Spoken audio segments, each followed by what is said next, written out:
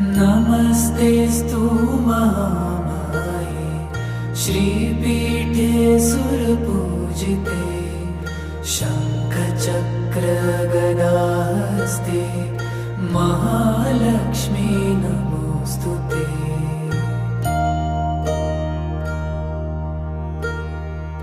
नमस्ते गरुडारूढे कोलासुरभयङ्करी सर्वपापहरे देवी महालक्ष्मी नमोऽस्तुते।